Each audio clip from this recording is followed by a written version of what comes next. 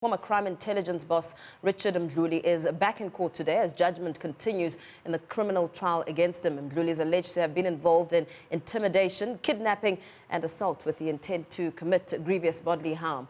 Mdluli is jointly charged with Thembeni Mthunzi for the crimes allegedly committed as far back as 1999. They allegedly intimidated, assaulted and kidnapped Mdluli's love rival Oupa Ramogibe and assaulted a friend of Tsiribu Thelezi, who was Mdluli's customary wife. Ramogibe was shot dead a year later, but murder charges against Mdluli and Mthunzi were withdrawn. Judgment continues today. Our reporter Cindy Siwa is at the South Gauteng High Court and joins us live from there. Cindy Siwa, very good morning to you and thank you for joining us.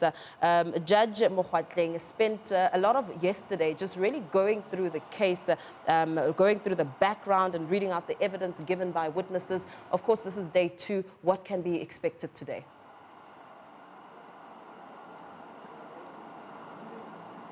Yes, yesterday was quite a long judgment as opposed to the ones we used to. We used to judgment taking a day or just a few hours or an hour at most. But he took the time to read out the thinking behind it as well as the various witnesses' testimony leading up to this. He also mentioned that some of the people who investigated this case dating as far back as 99, also the most recent one when they were arrested in 2011, he cited some of the witnesses saying that on investigating this particular case, they realized that it's quite career limiting. We also heard him say, or the legal counsel rather, before he read out the judgment, that they feel as though this are trumped up charges against him, saying that the case, the state has no case in effect. Hence, the murder case was subsequently taken off. We know that initially in 2011, when they were arrested, Mdluli as well as Mthunzi, there were charges also of murder or charges of murder for Oupa as well, but they were later withdrawn in the Boksburg Magistrate Court. So this is what we are seeing, but what we heard from the judge yesterday is that this is not the case. The state is well within its rights to resuscitate a case if they feel that they have evidence in certain respects and that nothing was untoward in that. So he ruled that one out yesterday already. What we can definitely expect to hear today is where to from here.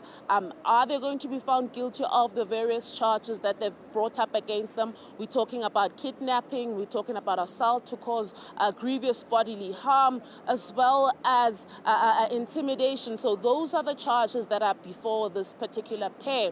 But having watched numerous interviews leading up to this particular judgment today, we know that Mdluli has been saying for the past couple of years that there simply is no case. But it's going to be interesting to find out what this particular judge will rule, possibly closing the case or possibly finding against them. We're also going to be hearing what the order will be in this regard.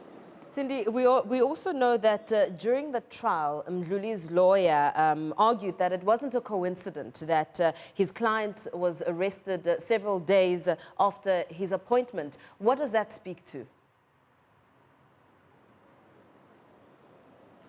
It speaks squarely to the conspiracy that this particular gentleman, Mr. Mdluli, has been speaking about. He says that way before these charges were brought up, there seems to have been a conspiracy so that he doesn't get the top position within the unit that he led. He's saying that this is just another way or another trumped up charges to try get him out of that particular position. But we know that after he was arrested in 2011, it took he was suspended for a subsequent amount of time before he was eventually released from his position 2 years back, if I'm not mistaken. So we're going to be hearing today if the charges that were brought against him are in fact legitimate. If the judge says yes, there was intimidation, yes, there was assault to cause grievous bodily harm and the likes. But we're yet to see when the judgment will be read out, as well as the order will be read out at 10 a.m.